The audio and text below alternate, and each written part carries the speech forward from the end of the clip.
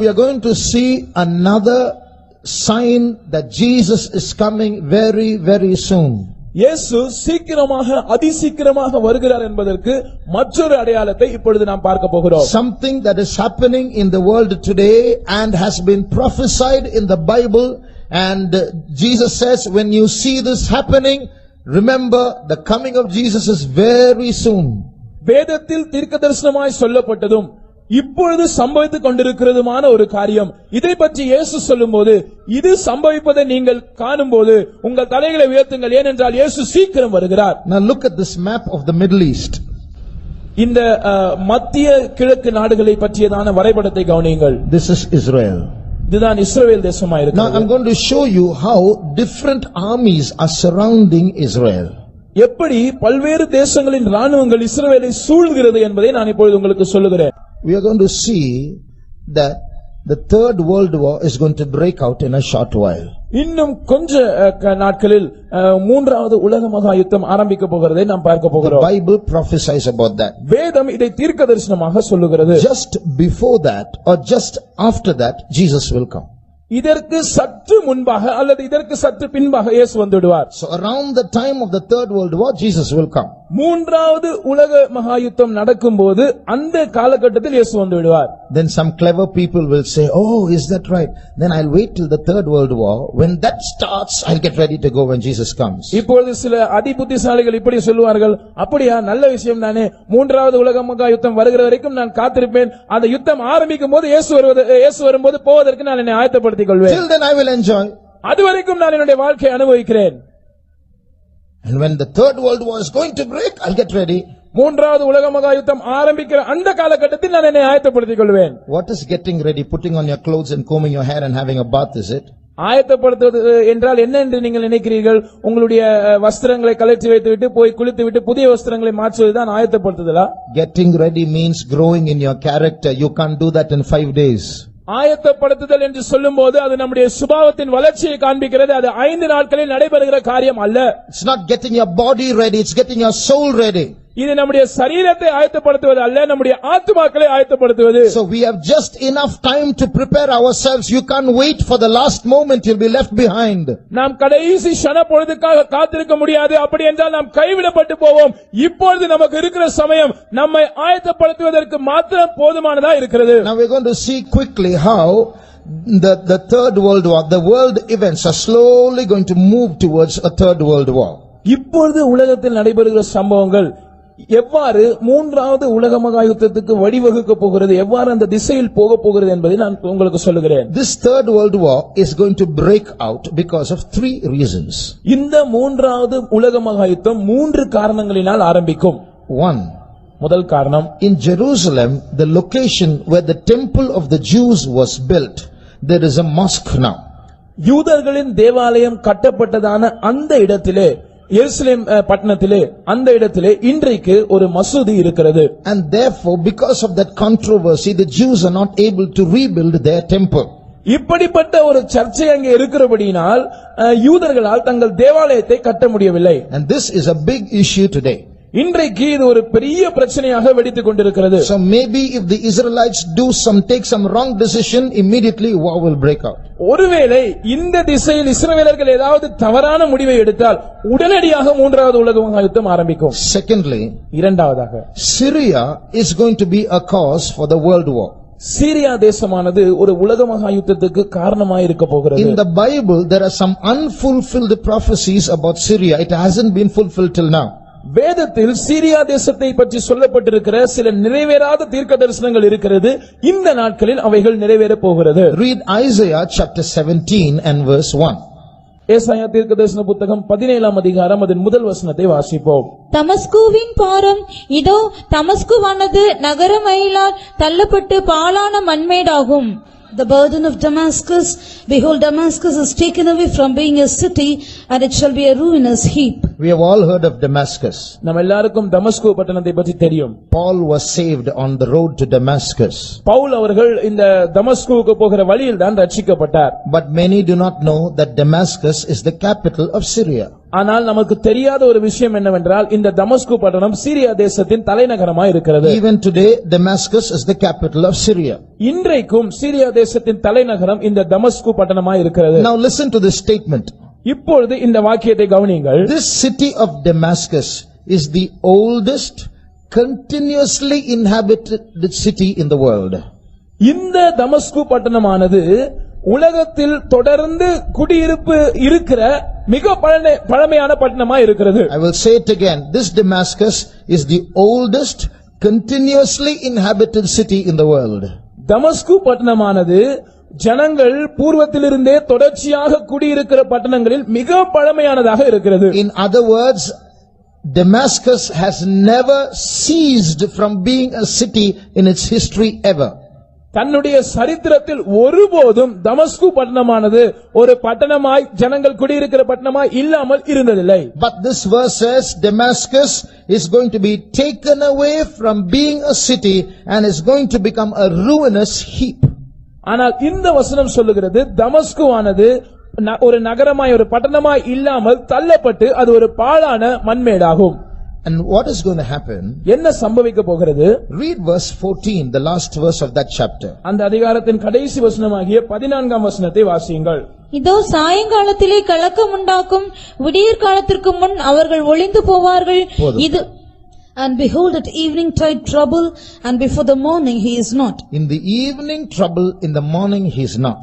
சாயங்காலத்திலே கலக்கம் உண்டாகும், காலையிலே அவர்கள் இல்லாமல் போவார்கள். What is the meaning of that? அதோட அர்த்தம் என்ன? Damascus is going to be destroyed overnight. ஒரு இரவிலே தமஸ்கு அழிக்கப்படும்.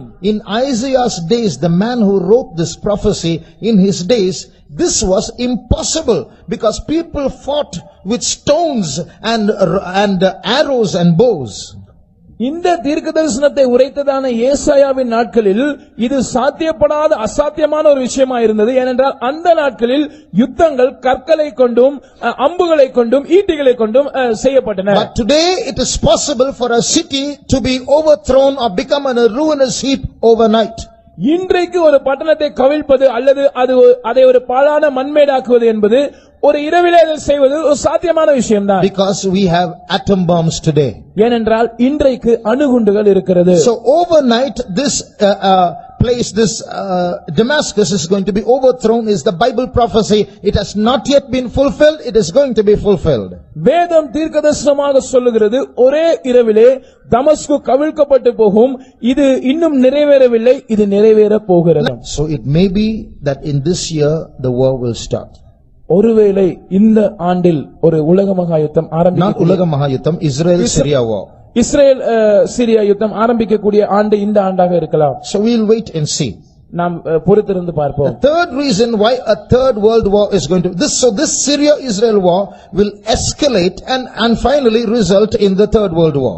இந்த இஸ்ரவேல் சிரியா யுத்தமானது அது பிரச்சனை பெரிதாகி கடைசியிலே ஒரு உலக மகா யுத்தத்தில் முடிவடையும். Thirdly, மூன்றாவது, today Israel's greatest enemy is Iran. இன்றைக்கு இஸ்ரவேல் தேசத்தின் மிகப்பெரிய சத்துரு ஈரான் தேசமா இருக்கிறது. The president of Iran says Israel should be wiped out of the map of the world. Iran தேசத்தின் ஜனாதிபதி சொல்லுகிற காரியம் என்னவென்றால் இஸ்ரேல் தேசமானது உலக வரைபடத்திலிருந்து துடை தெரியப்பட வேண்டும். And Iran is heaping atomic weapons and they have many nuclear reactors and they are making bombs so that this time they are not going to lose. Israel is going to disappear from the world. இந்த முறை யுத்தம் ஏற்பட்டால் Iran தோற்று போகக்கூடாது என்பதற்காகவும் இஸ்ரவேல் தேசம் உலகத்திலிருந்து காணப்படாமல் போக வேண்டும் என்பதற்காகவும் ஈரான் தேசமானது அது அணு ஆயுதங்களை குவித்துக் கொண்டு வருகிறது. அணு ஆயுத தொழிற்சாலைகள் மூலமாக தொடர்ச்சியான அணு ஆயுதங்களை தயாரித்துக் கொண்டு வருகிறது. So Israel has made special planes with huge petrol tanks to travel from, see how far Israel is. When they start from Israel, they have to cross the country called Jordan, go to Iraq, go to Iran, throw bombs there and come back all the way. So they have to need extra huge petrol tanks. இதற்காக விசேஷித்தமான பிரத்யேகமான போர் விமானங்களை, பெரிய பெரிய petrol டாங்குகள் உள்ளதான போர் விமானங்களை இஸ்ரவேல் தேசம் தயார்படுத்திக் கொண்டிருக்கிறது.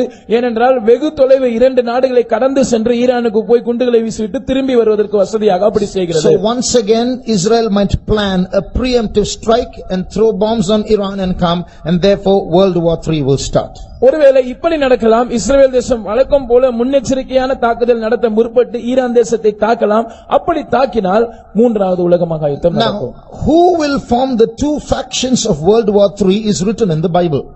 இந்த 3வது உலக மகா யுத்தத்தில் நேரெதிர் அணியில் எந்தெந்த நாடுகள் இருக்கும் என்பதை வேதம் தீர்க்கதரிசனமாக சொல்லுகிறது. How the war will start, how it will stop, and is all written there. இந்த யுத்தம் எப்படி ஆரம்பிக்கும், அதனுடைய முடிவு எப்படி இருக்கும், எல்லாம் வேதத்தில் சொல்லப்பட்டிருக்கிறது. Turn to Ezekiel chapter 38 எசேக்கியேல் 38ஆம் அதிகாரத்துக்கு திரும்பி வாருங்கள் and read verse 2. 2ஆம் வசனத்தை வாசியுங்கள். மனுபுத்திரனே, மேசேக் தூபால் ஜாதிகளின் தலைமையான அதிபதியாகிய மாகோகு தேசத்தானான கோகுக்கு எதிராக நீ உன் முகத்தை திருப்பி அவனுக்கு விரோதமாக தீர்க்கதரிசனம் உரைத்து, Son of man, set thy face against Gog, the land of Magog, the chief prince of Meshech and Tubal, and prophesy against him. See, here are some very strange names. இங்கே சில வினோதமான பெயர்களை நாம் பார்க்கிறோம். What these names are, we have to find out. இந்த பெயர்கள் என்ன என்பதை நாம் கண்டுபிடிக்க வேண்டும். Look at these 3 names: Magog, Meshech, Tubal. இந்த 3 பெயர்களை நீங்கள் பாருங்கள். Magog, Meshach, Tubal. Now turn to Genesis chapter 10 ஆதியாகமம் 10ஆம் அதிகாரத்துக்கு திருப்பி and read verse 2. 2ஆம் வசனத்தை வாசிப்போம். யாப்பேத்தின் குமாரர் கோமார், மாகோகு, மாதாய், யாவான், தூபால், மேசேக்கு, தீராஸ் என்பவர்கள். The sons of Japheth, Gomer and Magog and Madai and Javan and Tubal and Meshech and Tyrus. So you see these 3 names appear as the children of Japheth, the son of Noah. இந்த 3 பெயர்களும் நோவாவின் குமாரனான யாப்பேத்தின் குமாரர்களாக இந்த வசனத்தில் குறிக்கப்படுகிறதை நாம் பார்க்கிறோம். So as these people increased and became tribes, they started moving in a certain direction and settled down. இந்த ஜனங்கள் அவர்கள் பழுகி பெருகி கோத்திரங்களாக மாறின போது ஒரு குறிப்பிட்ட திசைக்கு நேராக பிரயாணப்பட்டு அங்கே அவர்கள் குடிபெயர்ந்தார்கள். So you have to ask the ethnologists that they are the ones who study how nations are born, how they moved in directions, where they settled down, etc.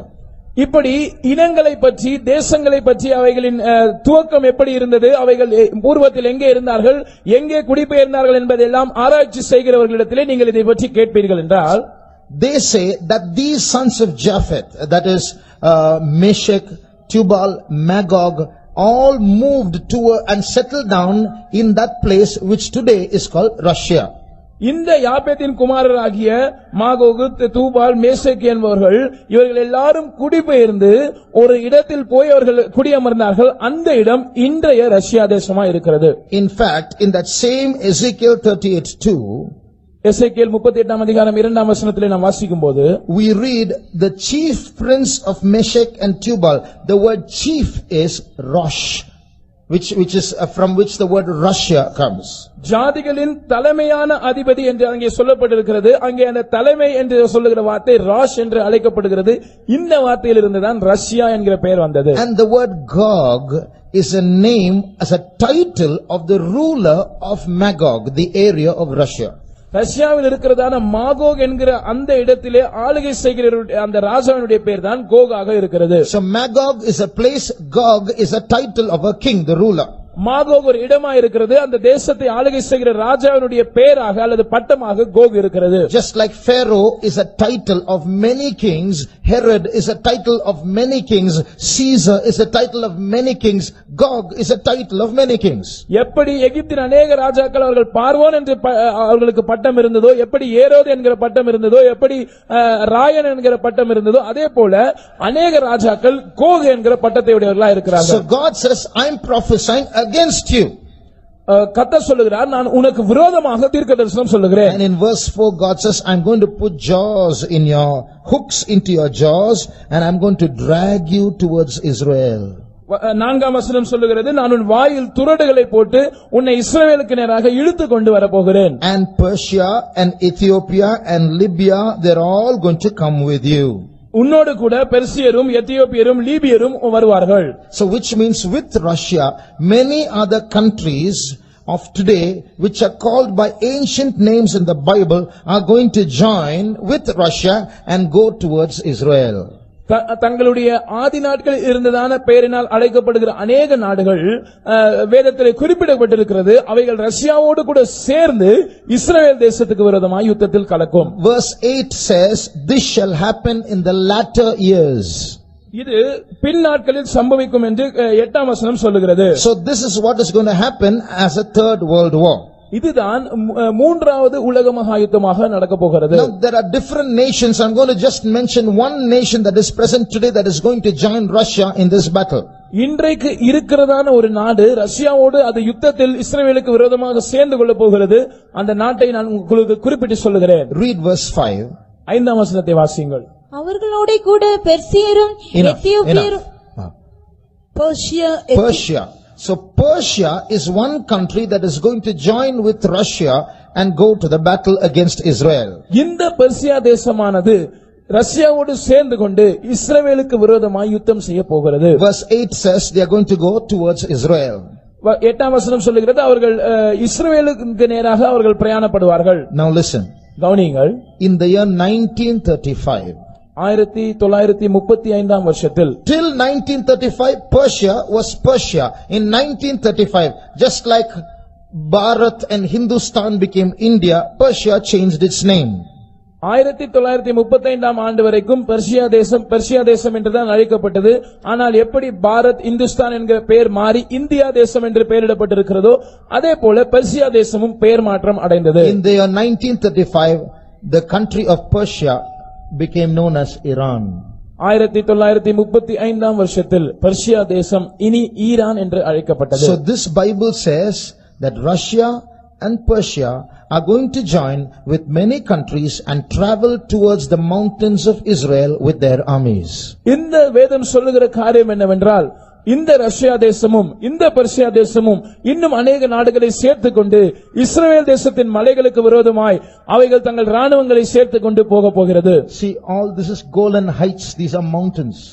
இந்த கோலன் ஹைட்ஸ் என்று சொல்லப்படுகிற இடம் அது மலைப்பகுதியா இருக்கிறது. Entire area there are so many mountains. அந்த கோடிட்டு காண்பிக்கப்படுகிற பகுதி எல்லாம் முழுவதும் மலைப்பகுதியா இருக்கிறது. Russia is this portion. Russia அந்த பகுதியா இருக்கிறது. So Russia and Iran and many countries will join together, form a coalition army and march towards Israel, crossing these mountains. ரஷ்யாவும் ஈரானும் இன்னும் அதை சுற்றி இருக்கிற அநேக நாடுகளும் ஒன்று சேர்ந்து ஒரு கூட்டு ராணுவமாக இந்த மலை பிரதேசத்தை நோக்கி தங்களுடைய ராணுவத்தை அனுப்ப போகிறது. And what is going to happen? சம்பவிக்க போகிறது என்ன? As they come near Israel, அவர்கள் இஸ்ரவேல் தேசத்தை நெருங்கி வரும்போது they are saying to themselves, it's very easy, just cross the mountains of Israel. There are no fortresses, no fortifications, no walls. It's easy to take over Israel, they will say. அவைகள் சொல்ல போகிற காரியம் என்னவென்றால், இஸ்ரவேல் தேசத்தை நாம் எளிதாக கைப்பற்றி விடலாம், இந்த மலைகளை மாத்திரம் நாம் கடந்தால் போதும், இஸ்ரவேல் தேசத்துக்கு எந்தவித மதில்களும் கிடையாது, எந்த பாதுகாப்பும் கிடையாது, அரண்களும் கிடையாது, இது சுலபமான வெற்றியா இருக்கும் என்று சொல்லுவார்கள். Because there's lack of time, I'm skipping some details. நேரம் குறைவா இருக்கிறபடினால் சில விளக்கங்களை நான் தவிர்க்கிறேன். Now at this time, when one faction, one group of armies is joining together to come against Israel, who will support Israel? இப்படி ஒரு கூட்ட தேசங்கள் தங்கள் ராணுவத்தை ஒன்று சேர்த்து கூட்டு ராணுவமாக உண்டாக்கும் போது இஸ்ரவேலுக்கு ஆதரவாக யார் வருவார்? Till now, Israel is supported by America, Britain and some European English speaking countries. இதுவரைக்கும் இஸ்ரவேல் தேசத்துக்கு ஆதரவாக இருந்து வருகிற நாடுகளில் முக்கியமான நாடுகள் அமெரிக்க தேசம், இங்கிலாந்து தேசம் மற்றும் சில ஐரோப்பிய தேசங்களா இருக்கின்றன. In verse 13, you will see those countries that are supporting Israel.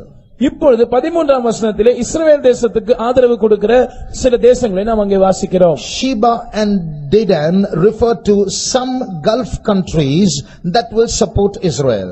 சேபா மற்றும் தேதான் தேசங்கள் சில வளைகுடா நாடுகளை குறிக்கின்றன. இவைகள் இஸ்ரவேலுக்கு ஆதரவாய் இருக்கும். And then we read of the merchants of Tarshish. அதற்கு பிற்பாடு தர்ஷீஷின் வர்த்தகரை குறித்து நாம் வாசிக்கிறோம்.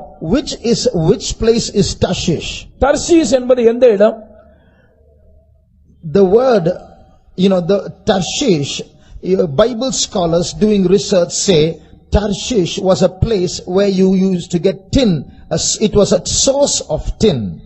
தர்ஷீஸ் என்கிறதான இந்த இடம் டின் என்கிற உலோகம் கிடைக்கக்கூடியதான இடமாக இருந்தது என்று ஆராய்ச்சியாளர்கள் சொல்லுகிறார்கள். And today's Great Britain, the word Britain, which comes from the word Britannia, means a source of tin. இன்றைக்கு இருக்கிறதான பிரிட்டன் அல்லது பிரிட்டானியா என்கிற பெயரிலிருந்து இதனுடைய பெயர் வருகிறது. இந்த பிரிட்டானியா என்கிற வார்த்தைக்கு அர்த்தம் இந்த டின் கிடைக்கக்கூடிய ஒரு இடம். So Bible scholars say that Great Britain is Tarshish.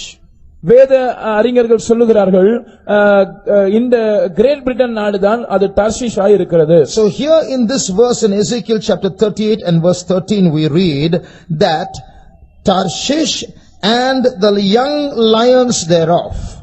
இங்கே இந்த 38ஆம் அதிகாரத்தின் 13ஆம் வசனத்திலே நாம் வாசிக்கிறோம் தர்ஷீஷின் வர்த்தகரும் அதனுடைய பாலசிங்கங்களும். What is that? அதன் அர்த்தம் என்ன? Great Britain is that place where you see the English speaking countries. Great Britain என்று சொல்லப்படுகிற அந்த பகுதியில் தான் ஆங்கிலத்தை பேசுகிற நாடுகள் உண்டு. So from this Great Britain people migrated to America, Canada, Australia. Those are English speaking countries.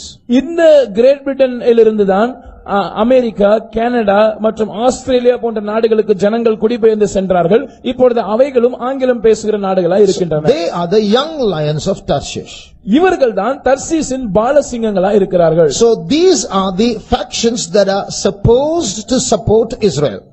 இவைகள் தான் இஸ்ரவேல் தேசத்துக்கு ஆதரவு கொடுக்க வேண்டியவைகளாய் இருக்கிறதான கூட்டங்கள். But very sad. ஆனால் துக்கமான விஷயம், when Russia and Iran and those countries are taking their armies towards Israel. ரஷ்யாவும் ஈரானும் அதனுடைய கூட்டு நாடுகளும் தங்களுடைய ராணுவத்தை இஸ்ரவேல் தேசத்தை நோக்கி செலுத்தும்போது America and Britain will not take their armies to support Israel because they know it's going to be a terrible loss if we go and lend our hand to support Israel. அமெரிக்காவும் great Britain நாடும் ஒருபோதும் தங்களுடைய ராணுவத்தை இஸ்ரவேலுக்கு உதவியாக அனுப்பாது. ஏனென்றால் அவர்களுக்கு நன்றாக தெரியும் நாம் இஸ்ரவேல் தேசத்துக்கு உதவிக்கரம் நீட்டினால் அது மிக பயங்கரமான ஒரு சேதத்தை விளைவிக்கும். So they will only offer verbal support, verbal resistance, not literal resistance. எனவே அவர்கள் எழுத்தின்படியாய் இந்த கூட்டு நாடுகளை எதிர்க்க மாட்டார்கள், வாய்மொழியில் தங்களுடைய எதிர்ப்பை தெரிவிப்பார்கள், அவ்வளவுதான். Read verse 13. 13ஆம் வசனத்தை வாசியுங்கள். சேபா தேசத்தாரும் தேதான் தேசத்தாரும் தர்ஷீஷின் வர்த்தகரும் அதனுடைய பாலசிங்கங்களான அனைவரும் உன்னை நோக்கி நீ கொள்ளையிட அல்லவோ வருகிறாய் என்றும் நீ சூறையாடி வெள்ளியையும் பொன்னையும் ஆஸ்தியையும் எடுத்துக் கொள்ளுகிறதற்கும் ஆடுகளையும் மாடுகளையும் பிடிக்கிறதற்கும் மிகவும் கொள்ளையிடுகிறதற்கும் அல்லவோ உன்னுடைய கூட்டத்தை கூட்டினாய் என்றும் சொல்லுவார்கள். Sheba and Dedan and the merchants of Tarshish with all the young lions thereof shall say unto thee, art thou come to take a spoil? Hast thou gathered thy company to take a prey, to carry away silver and gold, to take away cattle and goods, to take a great spoil? So their resistance is only going to be in words. Their leaders will say, no, you should not do that. We oppose it and we resist it. But they will do nothing about it. இந்த நாடுகளின் தலைவர்கள் இவர்கள் தங்கள் எதிர்ப்பை வாய்மொழியில் மாத்திரமே தெரிவிப்பார்கள். நீங்கள் அப்படி எல்லாம் செய்யக்கூடாது, நாங்கள் இதற்கு கடுமையான எதிர்ப்பு தெரிவிப்போம் என்றெல்லாம் அறிக்கை வெளியிடுவார்கள், அவ்வளவுதான், வேற எதுவும் செய்ய மாட்டார்கள். So what is happening? Poor Israel is caught alone. எனவே சம்பவிக்கிற காரியம் என்னவென்றால் பாவப்பட்ட இந்த இஸ்ரவேல் தேசம் தனியாக அகப்பட்டுக் கொண்டது. Now they are going to be destroyed. இப்பொழுது அவர்கள் அழிக்கப்பட போகிறார்கள். At this time what happens? இந்த நேரத்தில் சம்பவிக்கிறது என்ன? From Russia, from Iran, they will come down and go towards Israel. ரஷ்யாவிலிருந்தும் ஈரானிலிருந்தும் அவர்கள் ஒன்று சேர்ந்து இஸ்ரவேல் தேசத்தை நோக்கி பிரயாணப்படுவார்கள். And they will climb up those mountains. இந்த மலை பிரதேசங்களில் அவர்கள் ஏறுவார்கள். And they say, now we are going to finish Israel forever. இப்பொழுது அவர்கள் சொல்லுவார்கள், இப்பொழுது ஒரேடியாக இஸ்ரவேல் தேசத்தை நாங்கள் தொலைத்து போட போகிறோம். At that time when nobody is coming to help Israel, இந்த நேரத்தில் ஒருவருமே இஸ்ரவேலின் உதவிக்கு வராமல் இருக்கும்போது, remember in the beginning we read a key verse. நாம் ஆரம்பத்தில் ஒரு மூல வசனத்தை வாசித்தோம், அதை ஞாபகம் வைத்துக் கொள்ளுங்கள். In that day I will make Jerusalem a burdensome stone to all people, though the whole earth be assembled against it, they shall be cut in pieces.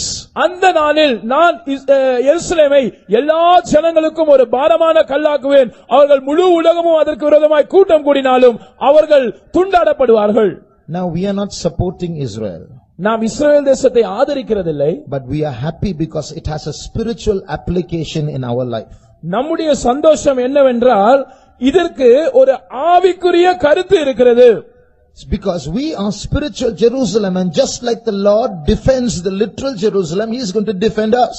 இதற்கு ஒரு ஆவிக்குரிய பொருத்தம் இருக்கிறது. எப்படி எழுத்தின்படியான இஸ்ரவேலை ஆண்டவர் பாதுகாக்க போகிறாரோ, அதே போல ஆவிக்குரிய இஸ்ரவேலராய் இருக்கிற நம்மையும் அவர் பாதுகாப்பார். So when the Russians and the Iranians climb up the mountains of Israel and they are going to come down and finish Israel, இந்த ரஷ்யா, ஈரான் மற்றும் அதன் கூட்டு ராணுவங்கள் இந்த இஸ்ரவேலின் மலைகளில் ஏறி அந்த பக்கமாக இறங்கி இஸ்ரவேலை அழிக்க முற்படும் போது, three things will happen. மூன்று காரியங்கள் சம்பவிக்கும். In verse 19, 19ஆம் வசனத்தில் it says, there shall be a great shaking in the land of Israel. அந்நாளிலே இஸ்ரவேல் தேசத்திலே ஒரு பெரிய அதிர்ச்சி உண்டாகும் என்று வாசிக்கிறோம். And the next verse says, the mountains shall be thrown down. An earthquake is going to take place and the mountains are going to be thrown down. பர்வதங்கள் இடியும் என்று நாம் வாசிக்கிறோம். அதனுடைய அர்த்தம் என்னவென்றால் ஒரு பூமி அதிர்ச்சி சம்பவிக்க போகிறது, அந்த பர்வதங்கள் இடிந்து போகும். So when these armies who are hating Israel are climbing up the mountains of Israel and they are on top, only a little more and we are going to win over Israel, the mountains start shaking. இந்த கூட்டு ராணுவங்கள் இஸ்ரவேல் தேசத்துக்கு விரோதமாய் வந்து அவர்களுடைய மலைகளில் ஏறி அதன் மேல் நின்று கொண்டு இன்னும் கொஞ்ச தூரம் தான் வெற்றி பக்கத்தில் இருக்கிறது, நாங்கள் இஸ்ரவேலை கைப்பற்ற போகிறோம் என்று சொல்லும் போது ஒரு பூமி அதிர்ச்சி உண்டாகி அந்த மலைகள் இடிய ஆரம்பிக்கும். That's the first thing that will happen. முதலாவது சம்பவிக்கிற காரியம் அதுதான். Second thing that is going to happen, இரண்டாவதாக சம்பவிக்க போகிற காரியம், Ezekiel chapter 38 verse 21 says, every man's sword shall be against his brother. எசேக்கியேல் 38ஆம் அதிகாரத்தின் 21ஆம் வசனம் சொல்லுகிறது, அவனவன் பட்டயம் அவனவன் சகோதரனுக்கு விரோதமாய் இருக்கும். Remember, this army is a group of many nations coming together. What will happen? God is going to confound that army and they will start fighting with each other. There's going to be internal warfare.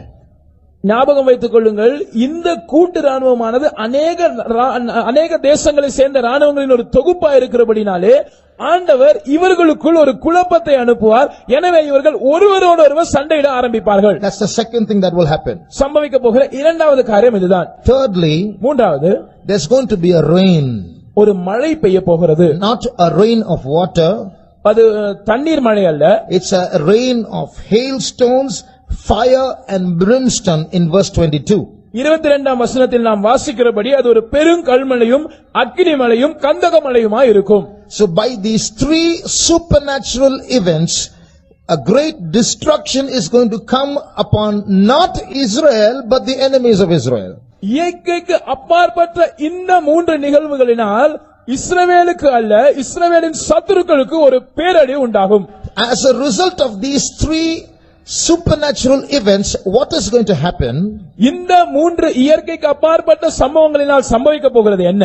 When we come to the next chapter, Ezekiel 39, எசேக்கியேல் 39ஆம் அதிகாரத்துக்கு நாம் வரும்போது, again the prophecy says, prophesy against Gog and Meshech and Tubal. மறுபடியும் தீர்க்கதரிசனம் சொல்லுகிறது, நீ கோகுக்கு விரோதமாக Meshech Tubal என்பவர்களுக்கு விரோதமாக தீர்க்கதரிசனம் சொல்லு. Read verse 2. இரண்டாம் வசனத்தை வாசிப்போம். நான் உன்னை திருப்பி உன்னை 6 துறடுகளால் இழுத்து உன்னை வடபுறங்களிலிருந்து எழும்பவும் இஸ்ரவேல் மலைகளில் வரவும் பண்ணி. Read verse 3 and 4 also. உன் வில்லை உன் இடது கையிலிருந்து தட்டிவிட்டு உன் அம்புகளை உன் வலது கையிலிருந்து விழப்பண்ணுவேன். நீயும் உன் எல்லா ராணுவங்களும் உன்னோடு இருக்கிற ஜனங்களும் இஸ்ரவேல் மலைகளில் விழுவீர்கள். உராஞ்சுகிற there's no time, we'll see in Tamil alone. What is written here? இங்கே என்ன சொல்லப்பட்டிருக்கிறது? God is telling the enemies of Israel, I will smite your bow out of your left hand and throw down your arrow from your right hand and make you empty handed. நான் உன் வில்லை உன் இடது கையிலிருந்து தட்டிவிட்டு உன் அம்புகளை உன் வலது கையிலிருந்து விலப்பண்ணி உன்னை ஆயுதம் இல்லாமல் வெறுங்கையாக மாற்றி and you and your armies are going to fall upon the mountains of Israel. நீயும் உன் எல்லா ராணுவங்களும் உன்னோடு இருக்கிற ஜனங்களும் இஸ்ரவேல் மலையிலே விழப்போகிறீர்கள். And verse 2 says only a sixth part of you will remain. இரண்டாம் வசனம் சொல்லுகிறது உங்களில் ஆறில் ஒரு பங்கு தான் மீதியா இருப்பீர்கள். Which means 5/6 of the army of the enemies of Israel are going to be destroyed not by war but by natural calamities இதனுடைய அர்த்தம் என்னவென்றால் and internal war.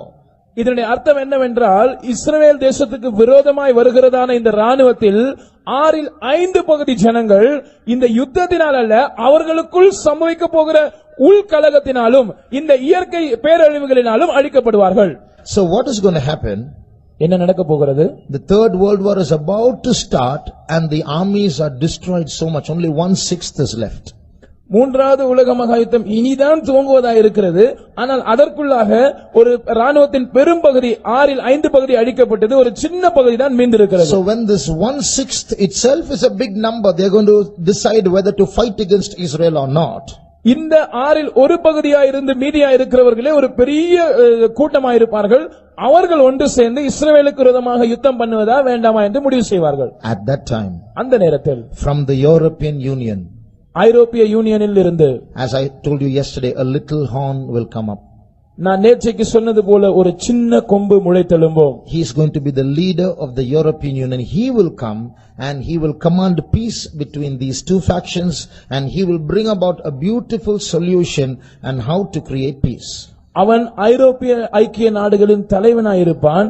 அவன் இந்த ஐரோப்பிய ஐக்கிய நாடுகளின் மத்தியிலிருந்து முளைத்தெழும்பி இந்த பிரச்சனைக்கு சுமூகமாக தீர்வு காண்பது எப்படி என்று சொல்லி ஒரு சமாதான உடன்படிக்கையை முன்வைப்பான். அது மிகவும் ஆச்சரியப்படக்கூடியதா இருக்கும். So in the Temple Mount area where there is a friction about the mosque and about Solomon's temple being rebuilt, he will give a peaceful solution. இந்த தேவாலயம் இருக்கிற அந்த மலைப்பகுதியிலே இப்பொழுது சாலமோனின் ஆலயம் திரும்பவும் கட்டப்படுவதா என்ற ஒரு சர்ச்சை இருக்கிற அந்த இடத்திலே, இப்பொழுது மசூதி இருக்கிற அந்த இடத்திலே இரண்டு கூட்டத்தாருக்கும் இடையே அவன் ஒரு சமரச உடன்படிக்கையை முன்வைப்பான். Everybody will be happy. எல்லாரும் அப்பொழுது மிகவும் திருப்தியாய் சந்தோஷமாய் இருப்பார்கள். Because this man has commanded a solution and stopped a great world war which could have destroyed crores and crores of people. ஏனென்றால் இந்த மனிதன் அவன் ஒரு மிக சிறந்த சமாதான உடன்படிக்கையை முன்வைத்ததன் மூலமாக ஒரு பெரிய உலக போரை தவிர்த்து விட்டான், எத்தனையோ கோடிக்கணக்கான ஜனங்களை காப்பாற்றி விட்டான், சமாதானத்தை உண்டு பண்ணிவிட்டான் என்று சொல்லுவார்கள். And that's how this man comes to power. Everybody will elect him as the world leader. இப்படித்தான் இந்த நபர் அவன் அதிகாரத்துக்கு வருவான். எல்லாரும் ஒன்று சேர்ந்து அவனை ஒரு உலக தலைவனாக தேர்ந்தெடுப்பார்கள். About this time that Jesus will come. இந்த காலகட்டத்தில் தான் இயேசு வருவார். Just before or just after?